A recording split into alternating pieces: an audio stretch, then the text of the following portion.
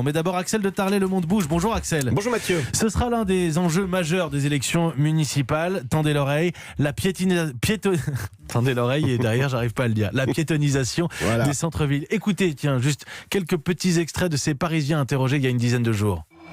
Un grand oui pour continuer avec l'écolo, la verdure et un Paris sans voiture. C'est une bonne idée en soi, mais après c'est fait n'importe comment. Ça chasse tous les habitants de Paris. On a mis des places de vélo partout. Il y a un moment où ça ne peut pas être le seul et unique moyen de transport. Ça me plaît, moi je conduis pas, j'aime cette ville et j'aimerais que ce soit un peu plus vert. Et voilà. Voilà quelques-uns des électeurs parisiens en l'occurrence. Cette piétonisation, elle progresse partout. Oui, alors elle progresse dans les grandes villes, comme à Paris, mais aussi à Lyon, Bordeaux, Toulouse. Mais aussi, la piétonisation s'impose dans les villes moyennes, type Châtellerault, Forbach ou Nancy.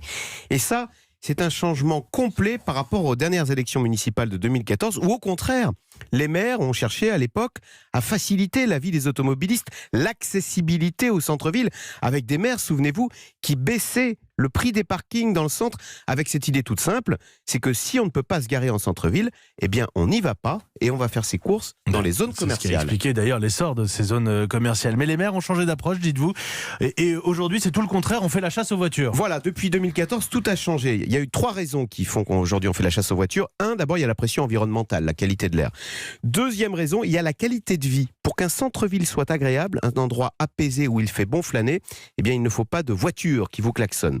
Et puis la troisième raison, et c'est ça la nouveauté, même pour les commerces, contrairement à ce qu'on croyait, on s'est rendu compte que la piétonisation était positive. Alors attention, il faut repenser l'urbanisation. Il faut un centre-ville pour que ça marche petit, ramassé, piéton, avec beaucoup de commerces et juste à l'entrée de cette zone piétonne, de vastes parkings accessibles, voilà, où là on peut facilement se garer et là ça marche, là les habitants reviennent. Vous avez des exemples de réussite ? Eh bien écoutez, alors la Caisse des dépôts, vous savez, qui pilote l'opération Cœur de Ville, qui vise à faire revivre les centres-villes, on me donnait hier l'exemple de Sarreguemines en Lorraine qui serait devenu un vrai petit bijou, mais on cite également Rodez, Arras, où l'on voit revenir dans le centre-ville les habitants et les touristes.